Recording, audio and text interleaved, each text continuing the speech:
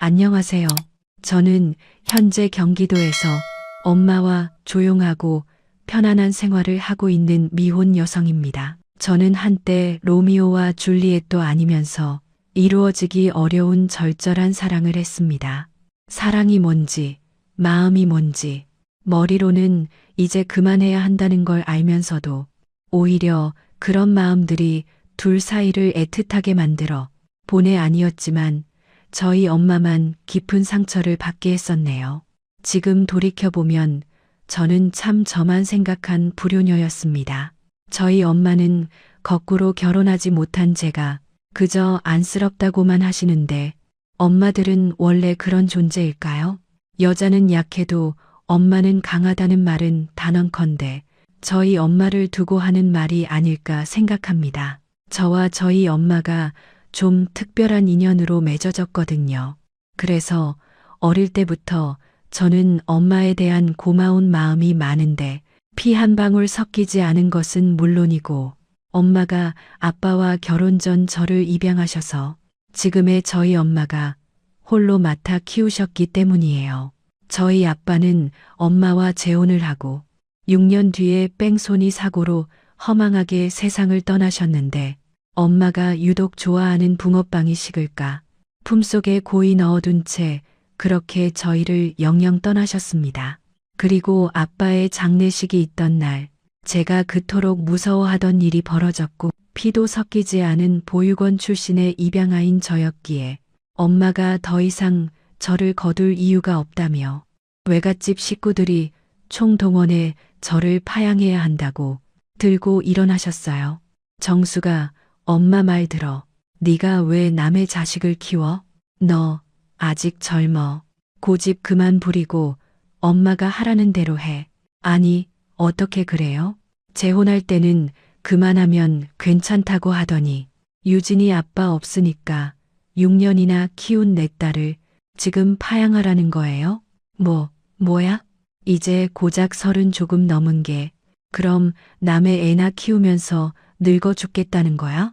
너 엄마 쓰러지는 꼴 보고 싶어서 그래? 거기에 노서방이 대출이다. 할부다 온갖 빚도 있잖아. 이참에 상속 포기하고 딱 선 긋는 거란 말이야. 이 답답아. 싫어요. 그 빚이 그 사람 혼자 쓴 것도 아니고 나랑 살면서 우리 먹여 살린다고 진 빚인데 저만 훌랑 모른 척 할 순 없어요. 그리고 저 지금까지 엄마가 하라는 거 다 하고 살았지만 이젠 아니에요. 저도 책임져야 할 자식이 있는 부모라고요. 저희 이제 남은 시간은 유진이 엄마로만 살 거예요. 정수가 진정해. 네가 지금 노서방 보낸 지 얼마 되지 않아서 그런 거야. 이런 문제는 냉정하게 생각해야 해. 유진이가 제 친엄마도 아닌 널 나중에 엄마라고 챙길 것 같아? 왜 옛말에 머리 검은 짐승은 거두지 말라고 했겠어. 나중에 후회하지 말고 식구들 말 듣자. 너 원래 식구들 말 잘 듣잖아. 싫어. 결혼 2번은 식구들이 하라고 해서 한 거지만 유진이는 내가 키울 거야. 오빠 말대로 설령 유진이가 날 엄마라고 생각하지 않는다고 해도 6년 동안 키워놓고 애 아빠 없다고 버리는 그런 짓은 절대 안 해. 그리고 똑똑히 들어. 지금 이러는 거 나도 나지만 유진이한테 상처야. 유진이가 다 듣고 있다고. 어른이라는 사람들이, 할머니고 삼촌이란 사람들이 어떻게 애 앞에서 그래. 내 의사 존중해주지 않을 거면 누구든 여기 없어도 되니까 지금 당장 나가. 너 정말 우리 마음 몰라줄 거야? 너 그러다 엄마 쓰러져. 이걸 왜 몰라? 미안하지만 나도 지금은 내가 먼저야. 남편도 보내야 하고 얘도 내가 챙겨야 해. 그러니까 도와줄 거 아니면 제발 가줘. 저는 그날 처음으로 엄마가 큰 소리 내는 모습을 봤어요. 그리고 엄마는 그날 이후 자기 가족과 연을 끊고 저와 살기 위해 세상 누구보다 강하고 목소리 큰 사람이 되셨는데요. 저는 그런 엄마를 보며 당연히 고마웠지만 사실은 미안한 마음이 더 컸어요. 저만 아니면 엄마는 그렇게 살 필요가 없었으니까요. 그리고 세상의 편견은 잠자코 내버려두지 않았어요. 드라마 속의 세상은 주인공들에겐 한없이 너그러웠지만 실제로 마주하는 우리 같은 사람에겐 냉정하기만 하더라고요. 억울한 일만 당하지 않는다면 저와 엄마는 바랄 것이 없었거든요.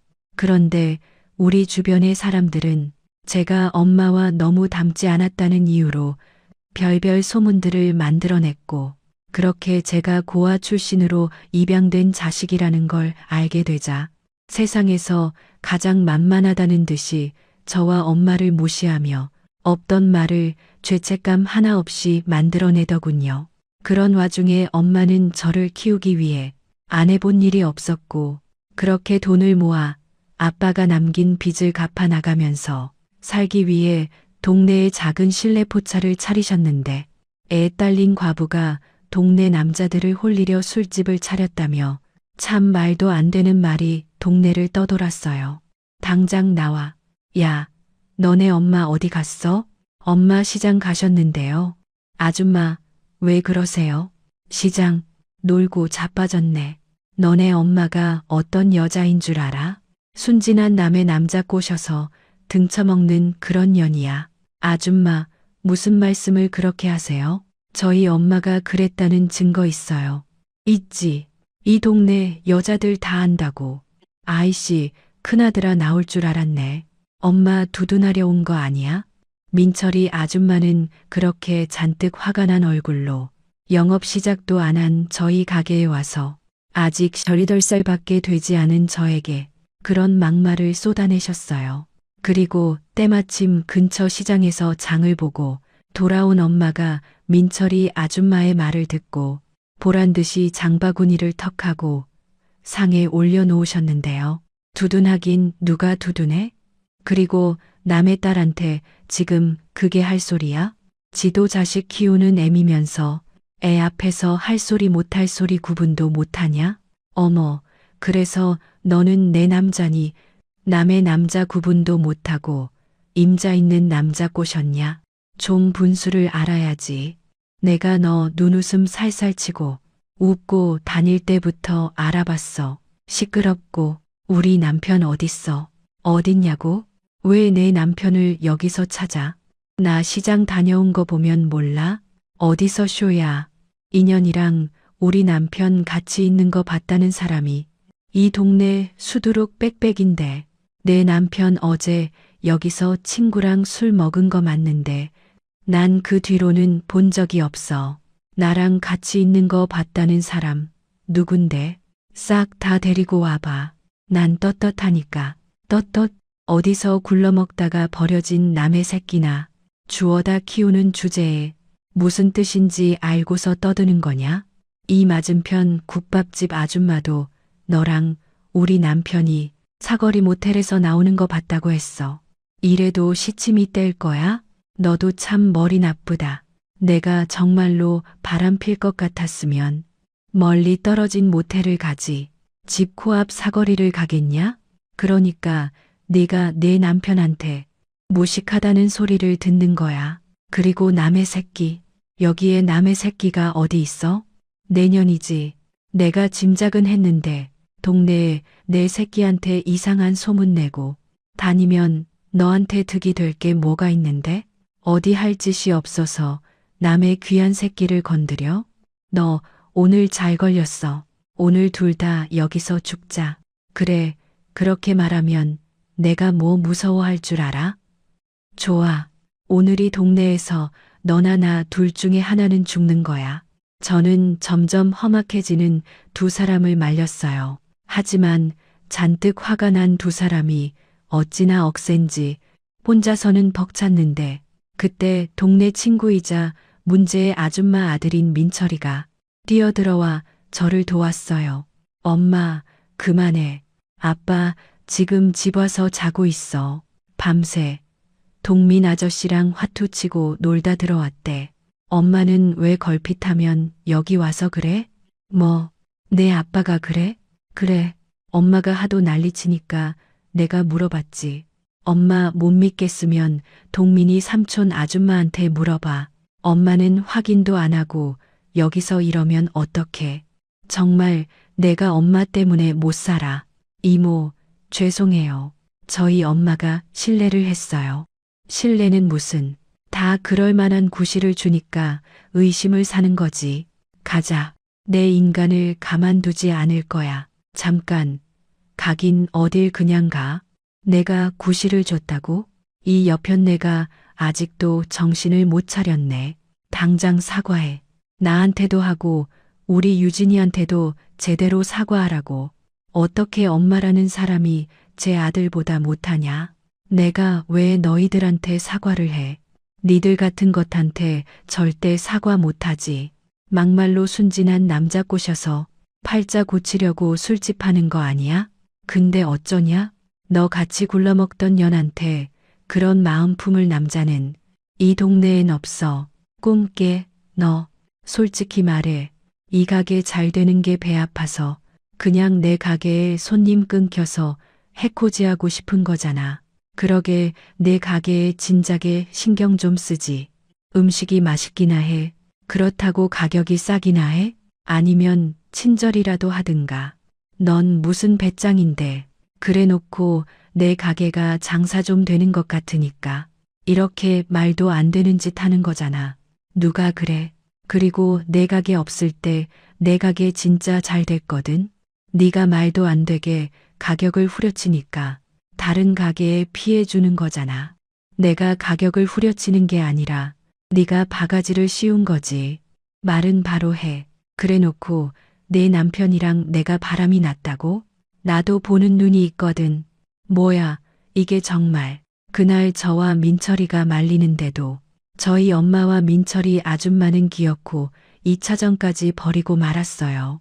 그리고 두 사람 손에는 상대의 머리카락이 한 움큼씩 뜯기고서야 완전히 싸움을 멈출 수 있었는데요. 이렇게 서로만 보면 못 잡아먹어 안달인 두 사람이었지만 2년 전까지만 해도 두 사람은 서로를 못 챙겨줘서 안달인 정도로 사이가 좋았던 사람들이었어요. 음식 솜씨가 좋은 저희 엄마에게 민철이 아줌마는 자기 가게에 와서 함께 일하자고 말할 정도였는데 저희 엄마가 농담 반 진담 반으로 공과 사는 구별해야 사이가 오래 간다며 2년 뒤 가게를 차린 게 문제라면 문제였죠. 그리고 저와 저희 엄마의 과거를 모두 알았던 민철이 아줌마는 한순간에 태도를 바꿨고 우리 모녀의 비밀을 가장 많이 아는 만큼 가장 두려운 존재가 되었는데요. 거기에 민철이 아줌마의 심기를 건드리는 게 또 한 가지 더 있었는데 그건 바로 당신 아들 민철이가 저에게 푹 빠졌다는 거였어요. 저와 민철이는 중학교 때부터 같은 학교에 다녔고 엄마들이 친해 둘 다 외동이다 보니 자연스럽게 친해지게 되었고 민철이에겐 제가 첫사랑이나 다름없었어요. 거기에 민철이 아줌마가 한순간에 다른 사람이 됐다고 하지만 저와 민철이 사이는 변함없이 좋았고 민철이가 자기 엄마에게 싫은 소리를 하기 시작하자 제가 민철이에게 뭐라고 한 줄 알고 저희 모녀를 더 작정하고 괴롭혔어요. 그렇게 두 차례의 싸움이 끝나고 저는 점점 싸움달기 되어가는 엄마를 보며 너무 지쳐 한숨 섞인 말로 이런 말을 했는데요. 엄마, 우리 그냥 이사 가자. 민철이네 아줌마랑 엄마 예전에는 친했는데 이게 뭐야. 그러니까 더 나쁘다는 거지. 우리 사정 몰랐을 때는 다 이해하는 것처럼 굴더니 자기 가게 장사 안 된다고 사람이 저렇게 변하면 돼? 치사해도 정도가 있지. 걸핏하면 사람 모함하고 너한테도 막말하는데 엄마가 그걸 보고 어떻게 가만히 있어? 그리고 왜 우리가 피해? 우리가 뭐 잘못했어? 엄마는 절대 이사 안 가. 우리 엄마 아빠 있을 때는 원래 벌레만 봐도 벌벌 떨고 그러지 않았나? 언제 이렇게 싸움달기 다 된 거야? 왜 옛날 얘기를 꺼내고 그래? 몰라서 그래? 새끼 지키고 먹고 살려고 이렇게 됐지. 엄마는 지금이 좋아. 좋기는 맨날 민철이 아줌마랑 싸우면서 그러게 그냥 아빠 장례식 끝나고 나 파양하면 됐잖아. 그랬으면 엄마 지금 이런 걸 안 보고 살 텐데. 뭐, 너 지금 불난 집에 기름 붓냐? 이런 꼴이 뭐가 어때서. 그리고 내가 널 떼어놓고 살 수 있었을 것 같아? 엄마가 말했지. 넌 누가 뭐래도 내 자식이라고. 네가 내 아빠 자식인데 내 자식이 아니면 누구 자식인데? 또 한 번만 그런 소리 하기만 해봐. 그땐 자식이고 뭐고 너도 얄짤없어. 아유, 무섭네. 한정숙 여사. 원래 이렇게 무서운 사람이었나? 그래, 나 무서운 사람이야. 그러니까 엄마 말 잘 들어. 알겠어? 엄마는 아빠 보낼 때 약속했어. 너 끝까지 책임지고 결혼시켜서 자식 낳고 잘 사는 모습 보여주겠다고. 나 그 약속 꼭 지킬 거니까 넌 엄마 뒤에서 나쁜 거 보지 말고 하고 싶은 거 다 하고 좋은 사람 만나서 결혼해. 저희 엄마는 어쩌면 그 약속 하나만을 생각하며 살았는지도 모르겠어요. 그래서 제가 학교에서 왕따를 당했다는 말을 듣고 학교는 물론이고 교육청까지 뒤집어 놓으셨고 동네에서 저에 대한 이상한 소문이 나면 끝까지 그 소문을 낸 사람을 찾아내 오히려 동네 망신을 주곤 했는데요. 그러다 보니 어느새 저와 엄마 주변에는 사람이 없더군요. 물론 여전히 시비를 거는 민철이 아줌마만 빼고요. 그렇게 저는 엄마의 보호 아래 어른이 되었어요. 엄마는 빚을 지더라도 대학에 가라고 했지만 저는 그러고 싶지 않았고 그럼 취직하게 자격증이라도 따라는 엄마의 뜻을 꺾고 저는 엄마와 본격적으로 장사를 하길 원했는데요. 아니, 왜 엄마 말을 안 듣냐? 너까지 이런 일 할 필요 없다니까. 이런 일이 뭔데? 손님한테 음식 파는 게 나빠? 나 음식 만드는 거 좋아해. 그래, 좋아한다 쳐. 그럼 제대로 배워서 레스토랑 같은 데서 셰프를 해. 그럼 내가 뭐라고 안 하지. 엄마 힘들잖아. 너 엄마 돕고 싶어. 그리고 엄마가 사장인데 내가 왜 다른 데 취직을 해. 돕긴 뭘 도와? 이런 코딱지만한 곳에? 그럼 이참에 우리도 가게 넓히던가. 민철이네도 무슨 건물 1층인가 거기로 가게 옮긴대. 됐어.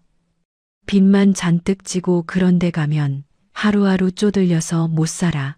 엄마는 여기가 좋아. 빚도 남았고 좋기는 걸핏하면 민철이 엄마가 횡포 놓으려고 오는데 우리도 남자 직원도 좀 뽑고 장사 좀 본격적으로 해보자. 돈이 돈을 번다는 말 엄마는 몰라? 벌써 장사꾼 다 됐네. 그러다 한 방에 훅 가는 거야. 그리고 너는 그렇게 민철이 엄마 싫어하면서 그 집 아들이랑 잘도 투닥인다. 사귄다니? 아니야. 그냥 친구지. 너 얼굴 빨개졌다. 긴가민가 했는데 정말이구나.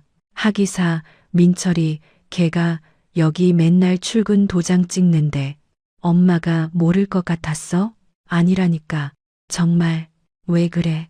그냥 걔가 나 좋아하는 거지. 걔가 그런 게 하루 이틀이야? 엄마가 볼 땐 너도 싫지 않은 것 같은데 민철이 엄마 욕은 그렇게 하면서 민철이는 좋냐? 이씨 아니라니까. 엄마는 괜찮아. 둘이 결혼하면 좀 골치는 아플 것 같지만 그래도 내 딸이 행복하면 엄마는 그것도 괜찮아.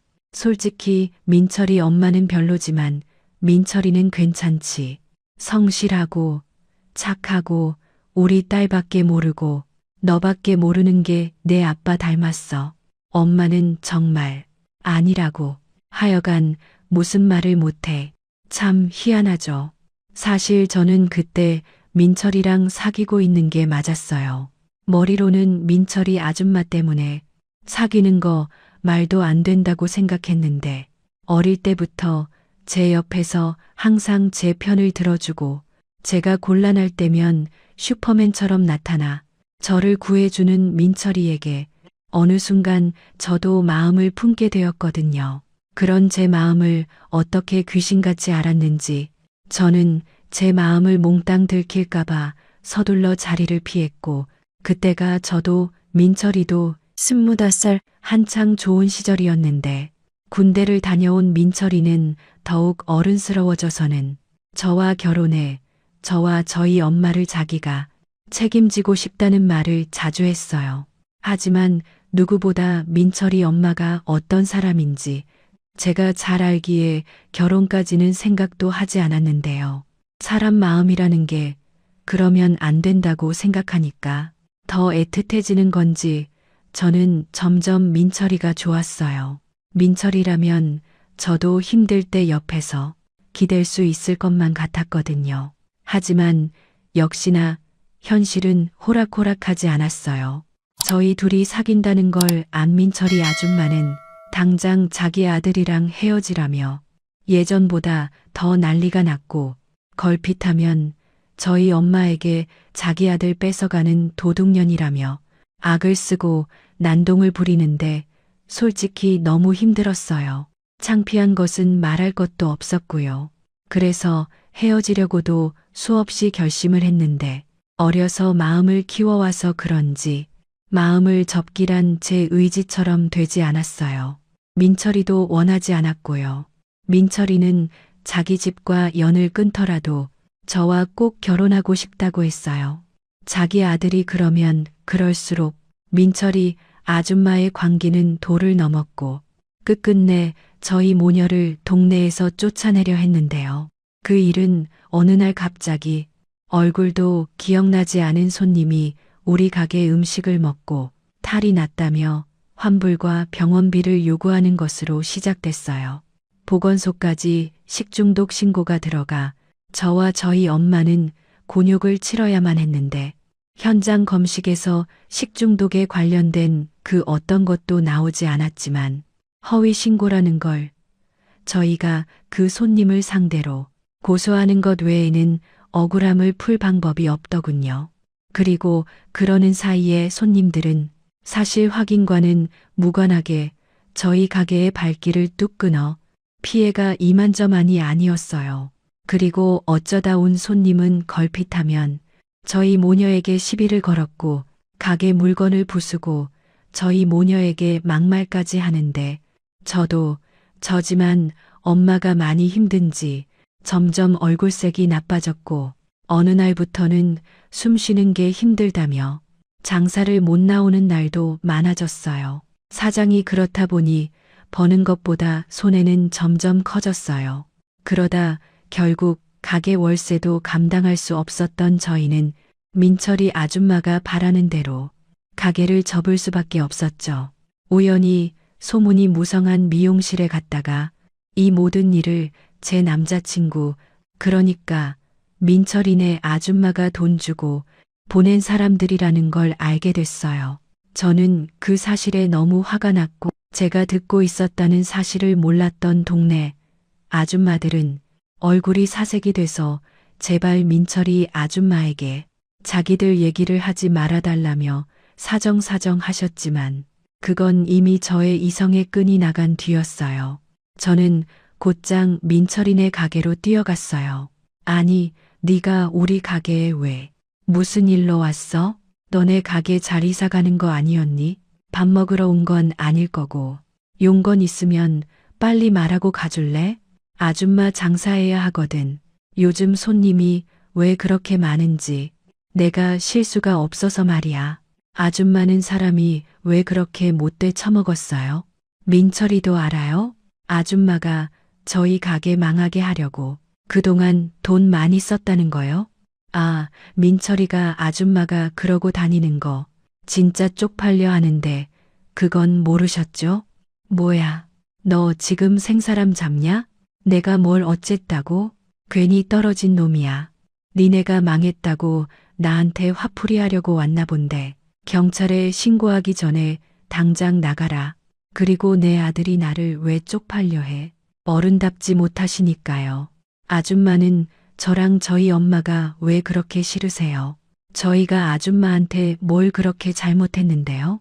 나 참 기가 막혀서 내가 새파랗게 어린 년한테 별소리를 다 듣네. 잘못 있지. 어디서 굴러먹던 고아 주제에 동네 손님 다 뺏고 내 아들 혼도 쏙 빼가는데 잘못이 없어? 너네 엄마가 장사하기 전까지 우리 가게 손님 진짜 많았어. 아무리 만만한 게 음식 장사라지만 상도덕은 지켜야지. 그냥 내 가게에 와서 일이나 하면 됐을걸. 꼭 그렇게 내 등에 칼을 꽂아야 했냐고. 그리고 내 아들이 너희 집 머슴이야? 왜 걸핏하면 못 발려 먹어 안달인데? 그러게 내가 좋은 말로 내 아들 만나지 말라고 했지. 아줌마 아들이 저 엄청 좋아하는 거 아시잖아요. 저는 아줌마 때문에 못 만난다고 했어요. 그런데 민철이가 저 아니면 안 된다고 매달리는데 저더러 어떡하라고요. 저희가 머슴처럼 부려먹었다고요? 민철이가 바보예요? 그런데 자꾸 바쁜데도 저 좋다고 쫓아오고 지금 저희 엄마가 아파서 알아 누우셨다고요. 어떻게 사람이 악의적으로 그럴 수 있어요? 그래도 한때는 제일 친한 친구였잖아요. 친구 같은 소리 하네. 그냥 남편 없이 고생해서 안쓰러워서 동정 좀 한 거야. 먼저 주제넘게 설친 건 너랑 내 엄마라고. 더 더러운 걸 보기 싫으면 가게 접은 김에 아주 멀리 이사나 가버려라. 내 아들 그만 휘두르고. 민철이 아줌마는 그렇게 자기가 한 일을 모두 인정하며 도리어 동네에서 나가라며 소리쳤어요. 그리고 퇴근하던 민철이가 그 모습을 모두 보게 됐고 저는 그 자리에서 홧김에 민철이에게 모든 사실을 말하고 헤어지자고 했어요. 그러자 민철이는 어떻게 그럴 수 있냐며 자기 엄마에게 화를 내며 저를 붙잡았는데 민철이 아줌마는 자기를 엄마 앞에서 뭐 하는 짓이라며 또 원성을 높였죠. 저는 그러거나 말거나 지긋지긋한 이 동네를 떠나기로 마음먹었어요. 민철이를 향한 마음이 작다고는 하지 못하지만 현실의 벽은 제가 생각한 것 그 이상이었기에 나중에 서로를 원망하느니 이렇게 헤어지는 게 낫다고 생각했어요. 하지만 남자친구인 민철이의 생각은 저랑은 달랐고 저에게 늘 하던 말대로 자기 엄마와 연을 끊었다며 집을 나와 저희 집으로 찾아왔더라고요. 최민철, 나 이젠 더는 너랑 너희 엄마랑 엮이고 싶지 않아. 헤어지자는 말 못 들었어? 우리 엄마랑 내가 뭘 그렇게 잘못했냐? 아니, 사람이 어떻게 그럴 수 있냐고? 미안해. 나도 우리 엄마가 그렇게까지 할 줄 몰랐어. 우리 아빠도 다 알고 지금 부부싸움하고 난리도 아니다. 나는 보다시피 집 나왔고 너랑 못 헤어진다고 하니까 연 끊고 나가라고 해서 나간다고 했어. 유진아, 우리 엄마 용서해달라고 하는 거 아니야. 그냥 나 버리지만 마. 너도 알잖아. 나 너 없으면 안 되는 거. 이참에 내가 아들 노릇, 사위 노릇 다 할게. 이모 지금 힘드시잖아. 너도 힘들고 혼자보다는 둘이 낫지 않겠어? 내가 더 잘할게. 유진아, 이제 이모라고 안 부르고 장모님이라고 부를 거야. 민철아, 너는 그렇게 다 버릴 정도로 내가 좋아. 네가 계속 그러니까 너네 엄마가 더 그러는 거잖아. 사람이 사람 좋아하는데 이유 있냐? 나는 그냥 네가 다 좋아. 처음 봤을 때도 그렇고 지금도 그렇고 앞으로도 평생 그럴 거야.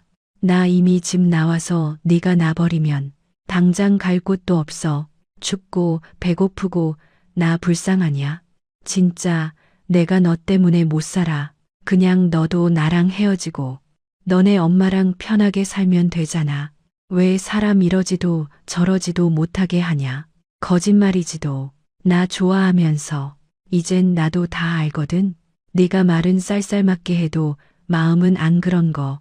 오빠 믿어라. 내가 너랑 장모님 지킬 거니까.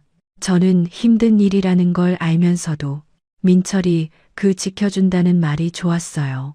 그래서 분명 민철이 엄마가 알면 또 무슨 일을 벌일지 모른다는 생각을 하면서도 민철이를 내치지 못했고 모든 사실을 아신 저희 엄마도 민철이와 저만 좋다면 함께 지내도 괜찮다고 하셨는데요. 그렇게 저희는 혼인신고는 하지 않았지만 마치 한 가족이 된 듯 함께 이사 준비를 했어요.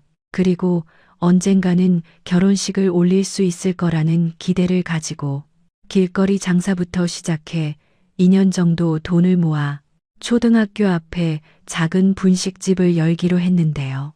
계약한 가게의 잔금 지불을 앞둔 어느 날 엄마가 갑자기 피를 토하고 쓰러지셨어요.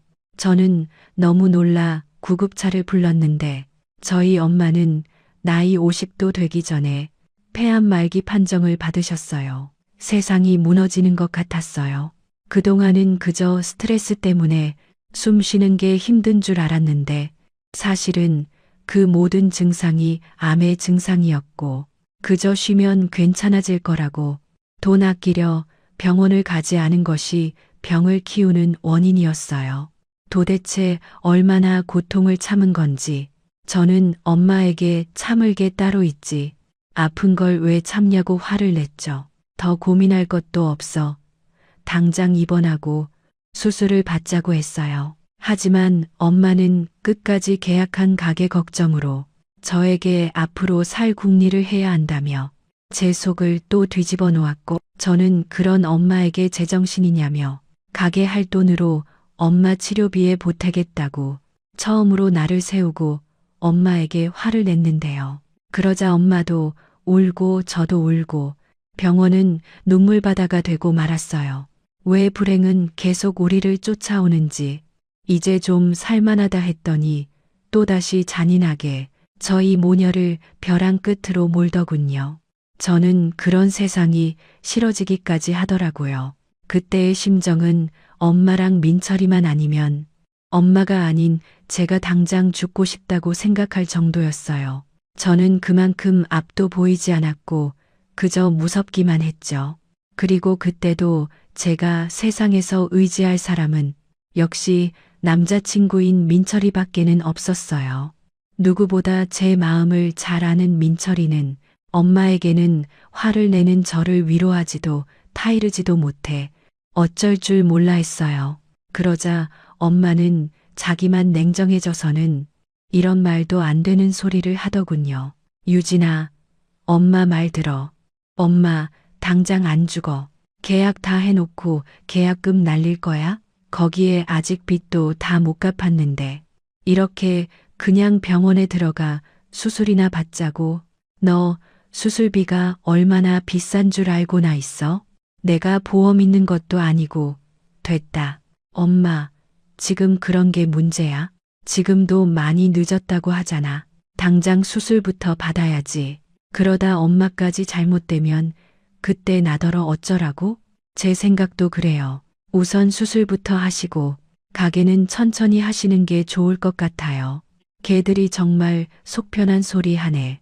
그럼 그 사이 손가락 빨 거야? 돈이 있어야 너희 결혼도 하고 신혼집도 얻을 거 아니야. 군소리 하지 말고 원래 하기로 했던 대로 해. 이러면 돈은 돈대로 다 까먹고 빚만 너희 목숨으로 떨어져. 난 절대 그 꼴은 못 본다. 정말 이럴 때 보면 내가 엄마 때문에 못 살겠어. 다 됐고 엄마 수술을 안 하면 나 그냥 엄마 안 보고 아무도 모르는 곳에 가서 확 죽어버릴 거야. 뭐, 너 그게 엄마한테 할 소리야? 장모님, 그럼 제가 결혼 준비로 모은 돈 있으니까 일단은 수술하시고 제가 대출을 받아서 가게 잔금 치를게요. 그럼 되죠? 민철아, 내가 너한테 어떻게 그런 돈을 받니? 나 살자고 너 빚지게 만들어? 싫다. 안 된다.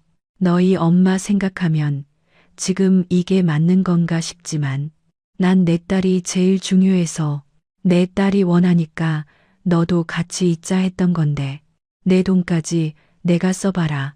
내 엄마가 날 가만히 두겠니? 내 마음은 고맙지만 그 돈은 정말 너희들 결혼할 때 쓰자. 그나저나 유진이 좀 네가 설득해봐라. 설득은 무슨. 나도 이번에는 절대 못 물러나.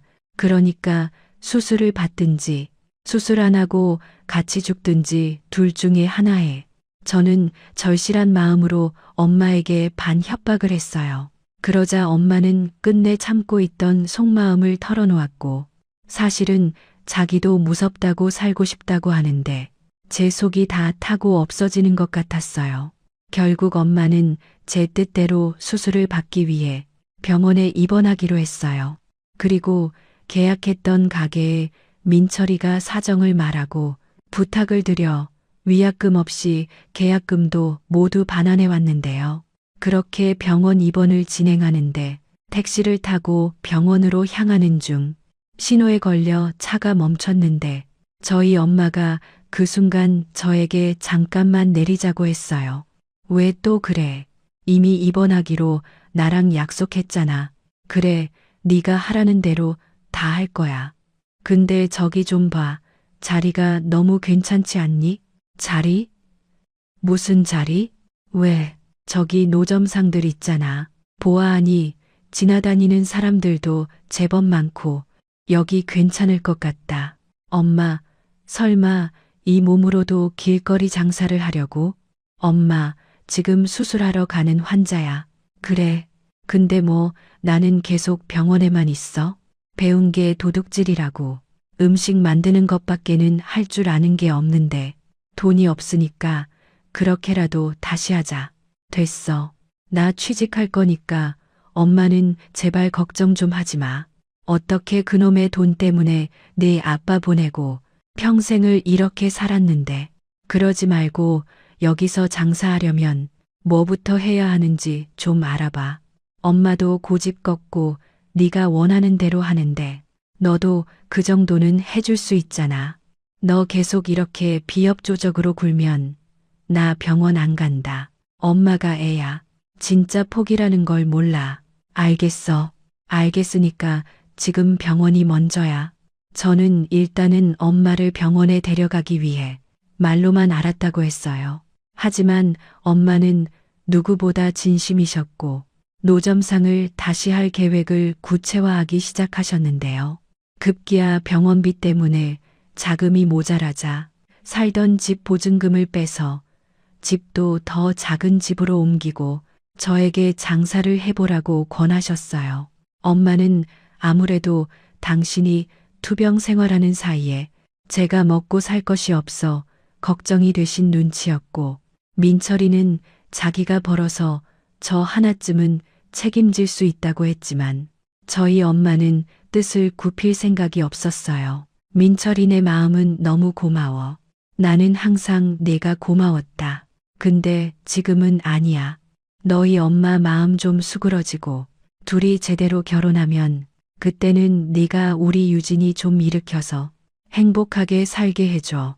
지금은 내가 이렇게라도 할 수 있는데 내 도움 받으면 내가 너희 부모 볼 면이 없다. 이모, 아니, 장모님, 저 그냥 혼인신고하고 제가 다 책임질게요. 저 이미 저희 집이랑 연 끊기로 했고 부모님도 그날 이후 사이가 틀어져서 이혼하셔서 저 이젠 가족은 정말 유진이랑 장모님 뿐이에요. 끊는다고 천륜이 끊어져? 그런 소리 하지 마. 그래도 널 낳고 키워준 사람이야. 솔직히 지금도 너희 엄마 생각하면 화가 나고 내 엄마가 밉지만 지금은 안쓰럽다는 생각도 들어. 시간이 많이 지났잖아. 내 엄마도 네가 얼마나 보고 싶겠니. 그리고 사람이 오죽하면 그랬을까 하는 생각도 들어. 거기에 이혼까지 더하면 더했지. 아마 날 원망 많이 할 거다. 그런 이민철이 너는 지금처럼만 있어주는 것만으로도 나는 고맙다. 유진이 옆에 착한 네가 있어 정말 다행이야. 그리고 우리 눈치 보지 말고 내 엄마 어쩌고 있는지 살펴보고. 그래도 네가 하나뿐인 자식이잖아. 혹시 알아? 이젠 반성하고 다른 사람 됐을지. 엄마는 아마도 제발 민철이 아줌마가 그렇게 변했길 바라는 눈치였어요.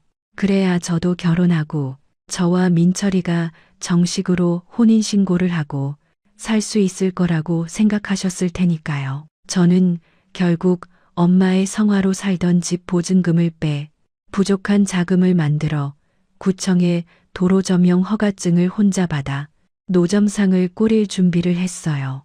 엄마는 병원에 입원해서 수술을 받기 위한 각종 검사와 준비를 하면서도 온 신경은 노점상 차리는 것에 쏠려 있었죠. 그리고 수술 받기 전 의사 선생님께 겨우겨우 부탁을 해 외출을 허락받은 엄마는 장사 준비가 모두 끝난 노점에 이곳저곳을 점검했는데 반갑지 않은 얼굴이 나타났고 그 얼굴의 주인공은 잊고 지내던 민철이 아줌마였어요. 뭐야, 다 죽어간다고 하더니 여기에 이거 차린 게 너였어? 네가 여긴 어떻게 알고 찾아온 거야? 나 죽어간다는 소리는 또 어디서 들었고? 왜 내가 내 아들도 뺏긴 마당에 아무것도 모르고 손 놓고 있을 줄 알았어? 사람 시켜서 다 알고 있었다. 그런데 여기에 이거 차린 건 꿈에도 몰랐네. 저기 맞은편 가게 보여? 저기가 내 김밥 가게야. 아니, 무슨 배짱으로 있던 음식을 여기서 팔 생각을 해? 네가 이 땅 주인이야? 우리 여기 구청에 허가받고 하는 거야. 사람까지 사서 사람 감싸고 너도 참 한결같다. 너라면 내 자식 어디서 뭐 하고 있는지 모르고 살 수 있어? 게다가 다른 것도 아니고 너희 집에 있는데 지금까지 내 아들 등골 빼고 살았지. 아프기까지 했으니 오죽할까. 너희 모녀는 천생의 나랑 무슨 악연이 있길래 이러는 거야?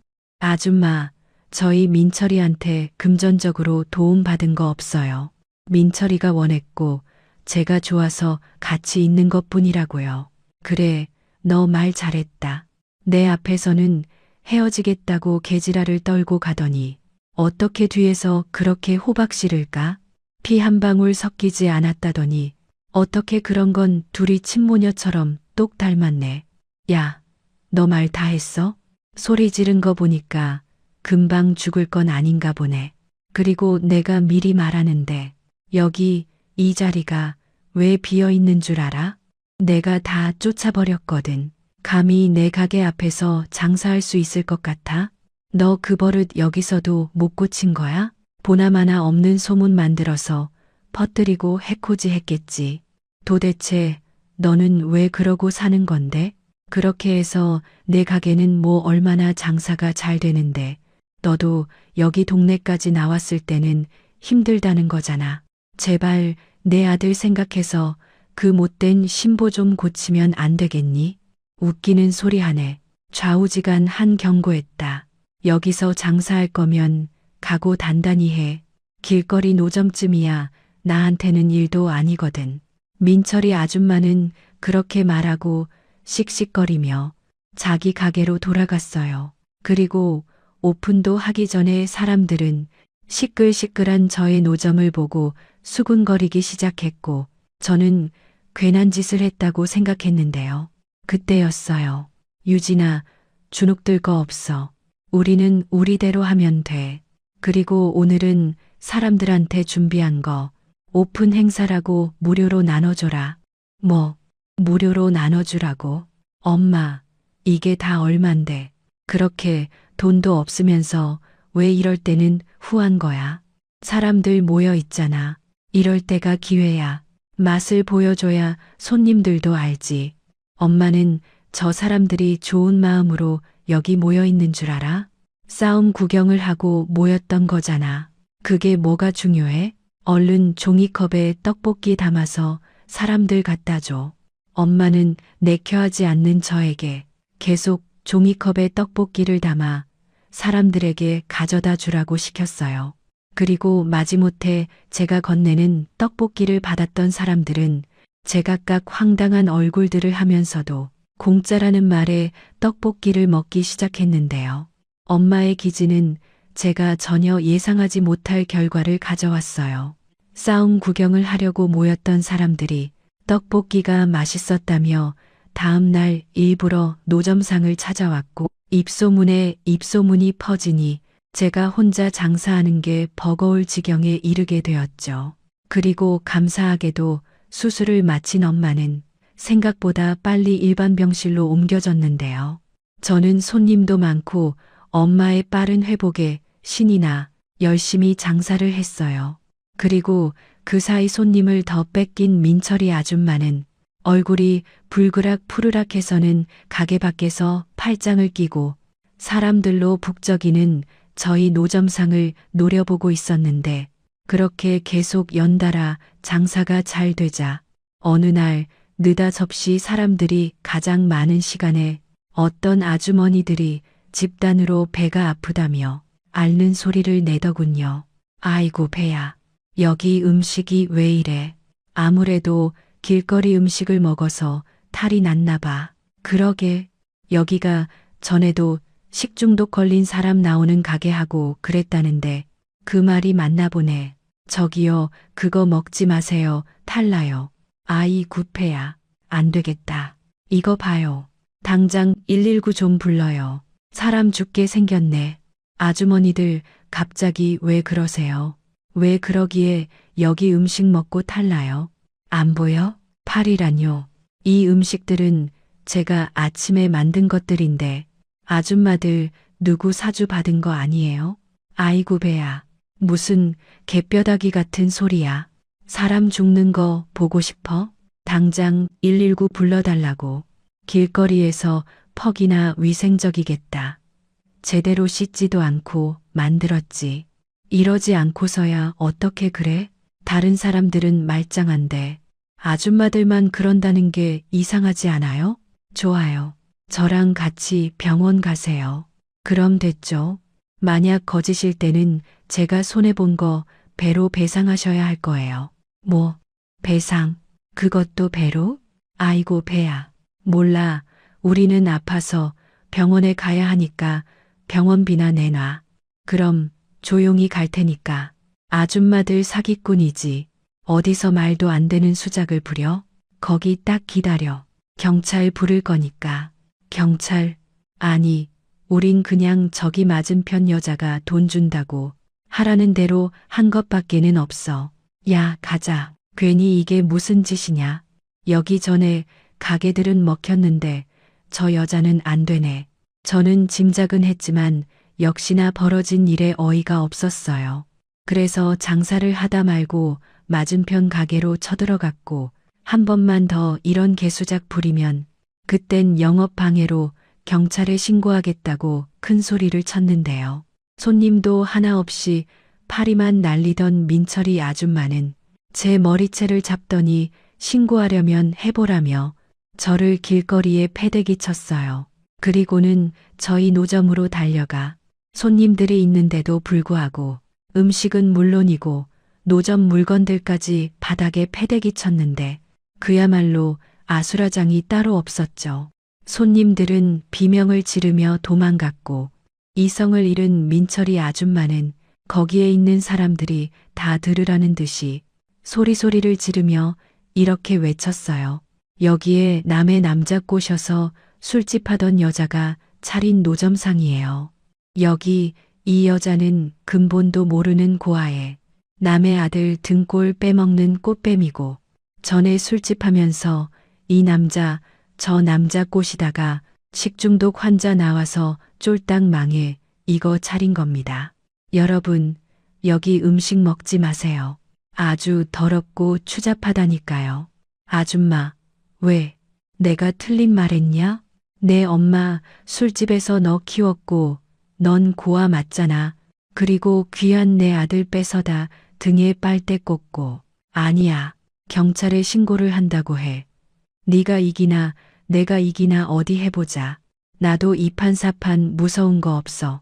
네가 그 난리 치고 가서 민철이 아빠한테 이혼당하고 나 너희 때문에 인생 망쳤다고. 그게 어떻게 저 때문이에요? 그것밖에 안 되는 아줌마 인성 때문이지. 지금도 그래요. 헛소문 내고 사람 음해하고 그래놓고 아줌마는 잘 살길 바랐어요. 오죽하면 남편이랑 아들이 아줌마를 버리냐고요. 뭐, 너 말 다 했어? 그래, 오늘 암 걸린 내 엄마보다 네가 먼저 이 세상 하직하자. 이리 와. 저는 저에게 달려드는 민철이 아줌마를 막아서며 저도 이렇게 된 거 지고 싶지 않아 사람들이 지켜보는 가운데 민철이 아줌마와 몸싸움을 벌였어요.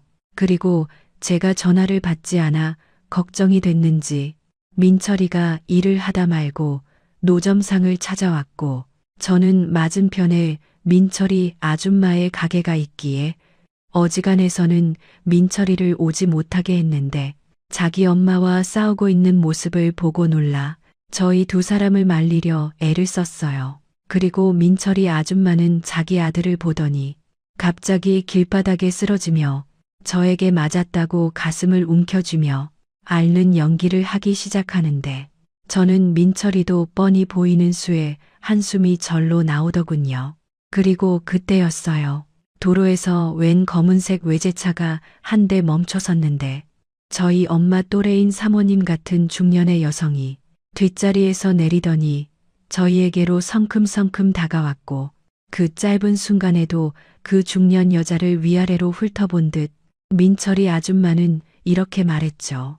부유하시니 떡볶이 같은 후진 음식 드실 분은 아닌 것 같은데 저희 가게 가서 건강하고 깨끗한 음식 드세요.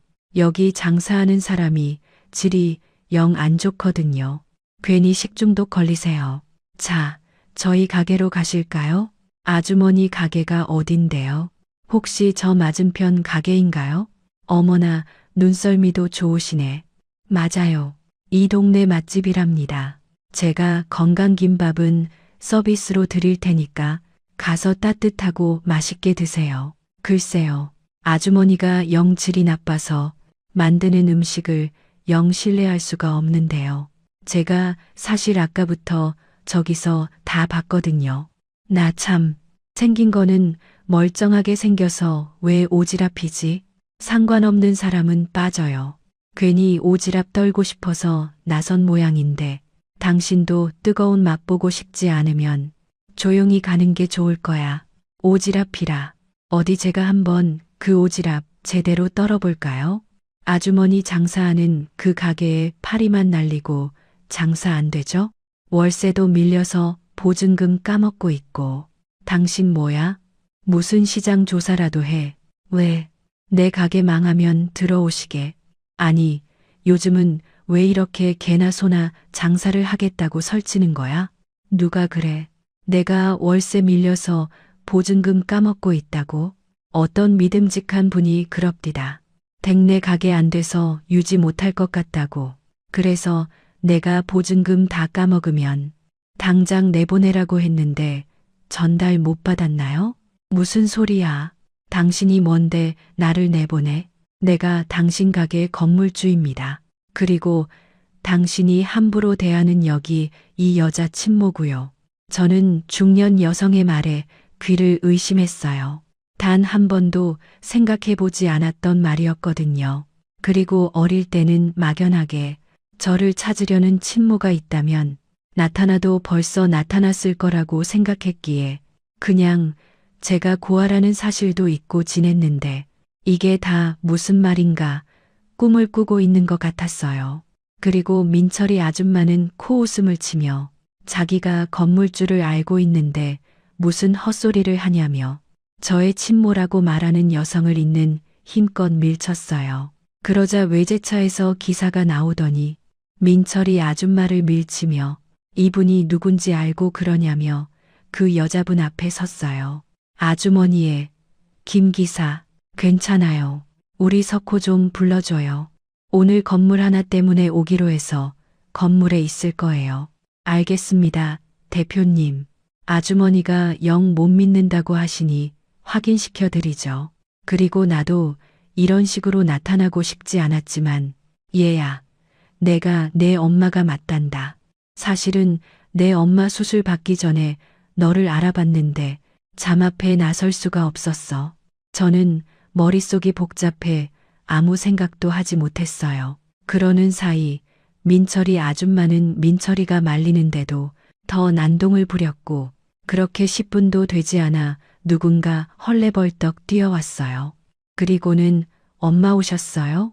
라고 저보다 어린 남자가 말을 하자 민철이 아줌마는 놀랐는지 바닥에 털썩 주저앉고 말았는데요. 알고 보니 그 아들은 건물주인 자신의 엄마 대신 그 건물 관리를 대신하고 있었더라고요.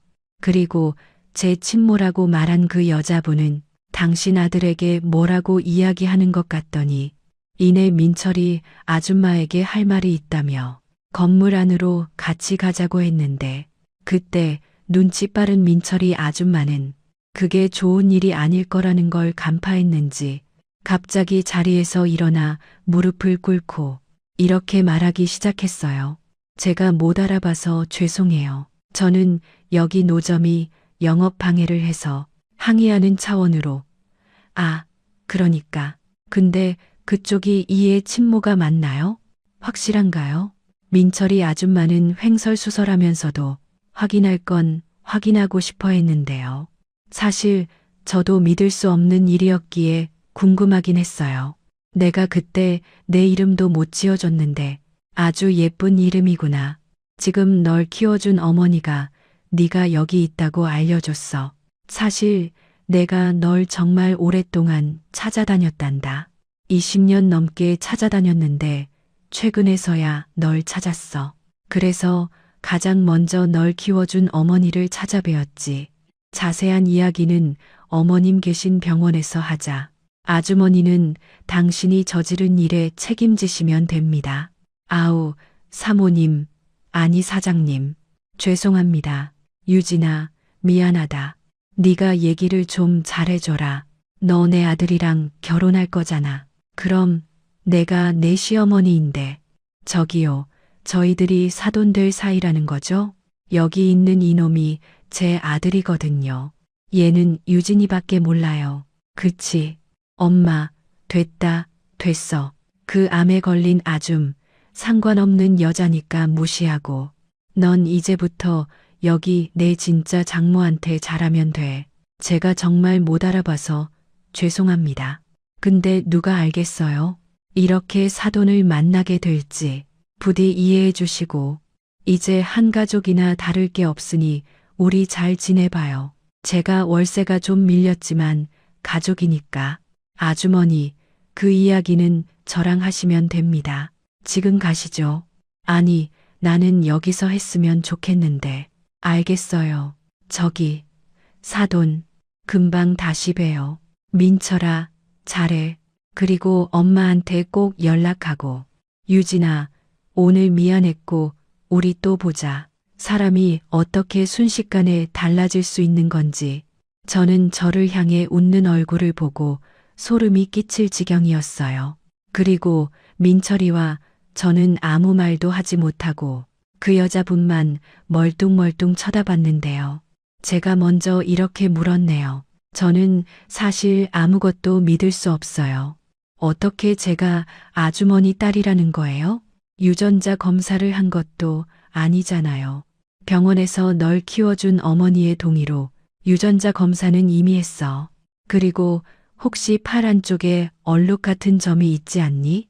네, 그걸 어떻게? 그게 우리 집안 특유 유전이야. 나는 종아리에 있는데 넌 팔에 있다고 병원에서 들었다. 자, 봐봐. 내 팔의 점이랑 내 종아리 점이 비슷하지? 저는 깜짝 놀랐어요.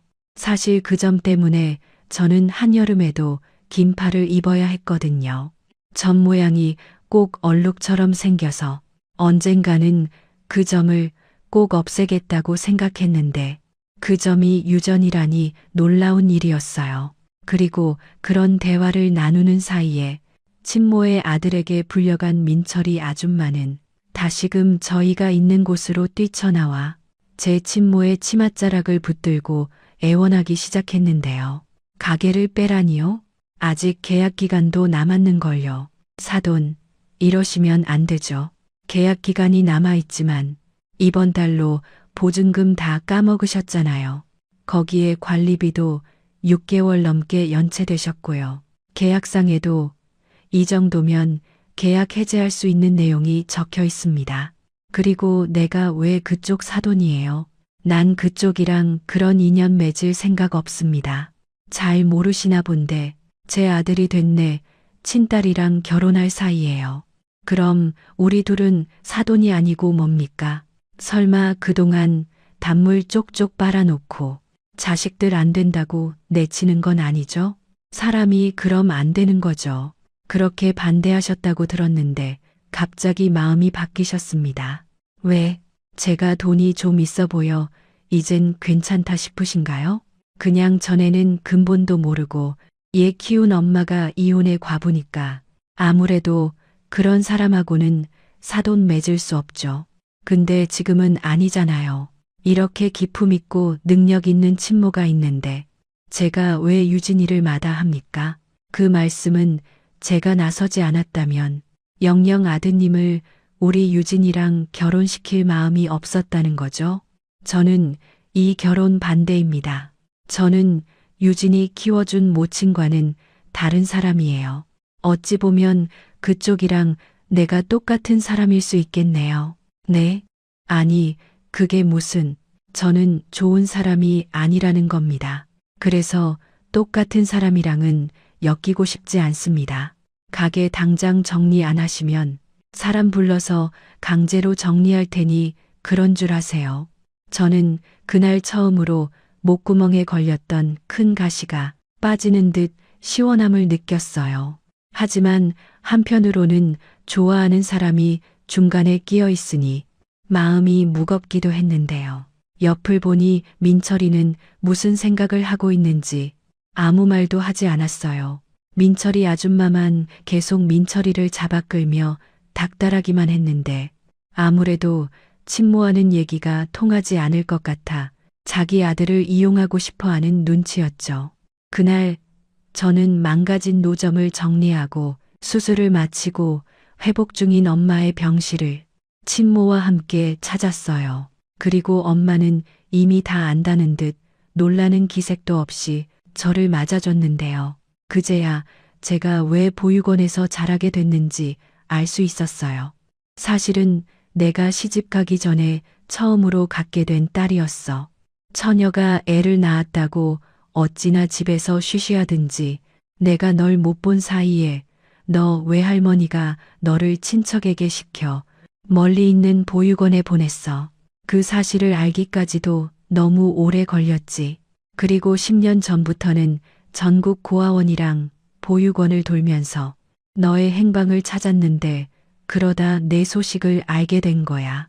그리고 아무래도 널 키워준 어머니를 먼저 뵙는 게 예의일 것 같아 수술한다는 말을 듣고 나중에 인사를 드렸단다. 그래, 나도 처음에 많이 놀랐는데 솔직히 안심은 됐어. 이젠 내가 없어도 우리 딸 지켜줄 진짜 엄마가 있으니까. 엄마, 그게 무슨 말이야. 언제는 누가 뭐래도 나는 엄마 자식이라며. 유진아, 그때는 저도 그렇게 생각합니다. 유진이 엄마는 제가 아니고 어머님이시죠. 저는 낳기만 했을 뿐 자식이라고 제대로 키우지도 못하는 걸요. 다만 그래도 애미라고 자식이 어떻게 살고 있는지 제 눈으로 봐야 안심할 수 있을 것 같았어요. 혹여 제가 나타났다고 마음 약하게 드시면 안 됩니다. 제가 완치될 수 있을 때까지 뭐든 다 도울 거예요. 아닙니다. 제가 아니라 유진이를 돌봐주셔야죠. 유진이가 저 때문에 고생을 많이 했어요.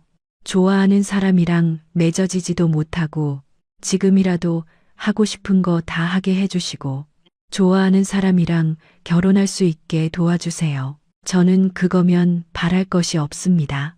왜 바랄 것이 없어요? 유진이 결혼하고 애 낳고 행복하게 사는 것 같이 다 봐야죠. 그리고 저랑 유진이는 시간이 많이 필요할 거예요. 급한 건 하나도 없으니 지금은 건강 회복하는 일만 생각하세요. 그리고 유진아, 나는 너한테 바라는 게 아주 없다면 거짓말이지만 그냥 이렇게 가까이에서 널 볼 수 있다는 것에 감사해. 그냥 밀어내지만 말아줘. 그동안 네가 겪어야 했던 아픈 일 내가 다 잊게 해주마.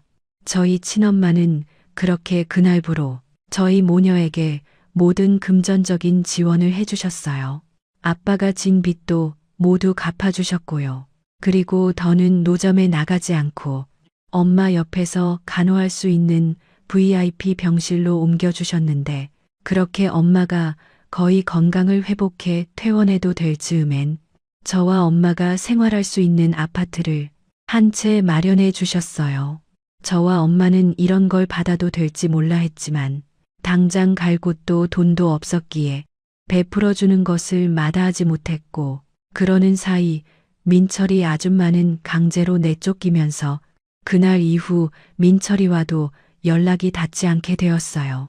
민철이 아줌마는 몰라도 민철이는 제가 사랑하는 사람이었기에 저는 정말 심장이 찢기는 기분으로 민철이를 백방으로 찾았는데 어느 곳에도 민철이의 흔적은 없더라고요. 회사도 이미 퇴사를 했고 민철이 아줌마까지 어디 갔는지 알 수가 없어 저는 지푸라기라도 잡고 싶은 심정으로 친모에게 민철이 행방을 찾고 싶다고 부탁을 드렸어요. 그리고 보름 정도가 지났을까요? 저는 충격적인 소식을 듣게 됐어요. 민철이가 저를 위해 자기 엄마와 멀리 떠났다며 다시는 저에게 아픔을 주지 않기 위해 자기가 나서는 게 맞는 것 같다고 제가 이제라도 걱정 없이 행복하게 살았으면 좋겠다고 말을 전해달라고 했다더군요. 처음부터 끝까지 민철이는 저만 생각하는 착한 바보였어요. 저는 울면서 민철이가 있는 곳을 알려달라고 친모에게 부탁을 했지만 그건 민철이가 원하지 않는다며 친모는 시간을 갖고 기다려 보자고 하셨고 저희 엄마도 민철이가 원해서 다시 찾아올 때까지 기다리자며 저를 다독여 주셨어요. 그래서 저는 바보 민철이처럼 5년이 지난 지금도 민철이를 기다립니다. 아마도 친모의 재산을 노리는 자기 엄마의 속셈 때문에 제 앞에 나타날 수 없는 거겠죠. 하지만 사실 표현하지 못해 말은 못했지만 제가 더 많이 민철이를 좋아했기에 설사 꼬부랑 할머니가 될 때까지 기다려야 한다고 해도 저는 민철이를 기다릴 생각입니다. 저랑 저희 엄마는 현재 경기도 한 초등학교 앞에서 작은 분식집을 하고 있어요. 그때 친모가 결혼한 상대가 재력이 꽤 있었는지 위자료로 받은 사업체를 키워 성공한 CEO가 되셨는데 안타깝게도 저를 낳아준 친부는 병으로 세상을 먼저 떠났다고 하셨어요. 그것도 너무 늦게 알게 되어 저라도 꼭 찾고 싶으셨는데 지금은 더 바랄 것이 없다며 내게 저에게 잘 키워줘서 고맙다고 하십니다. 세상에 이렇게 좋은 엄마 둘을 가진 딸이 저 말고 또 있을까요? 돌이켜보면 저는 사는 게 많이 힘들었지만 좋은 사람들과 늘 함께 있었던 것 같습니다. 민철이 같은 남자친구도 있었고요. 그래서 지금은 이 사람들을 위해 제가 더 많이 노력해야겠다는 마음으로 열심히 살아가려 합니다. 언젠가는 저도 친모에게도 엄마라고 부르는 날이 오겠죠. 그리고 너무 늦지 않게 다시 민철이를 만날 수 있기를 많이 소망하며 저의 파란만장했던 이야기를 마치도록 하겠습니다. 지금까지 제 사연 들어주셔서 대단히 감사합니다.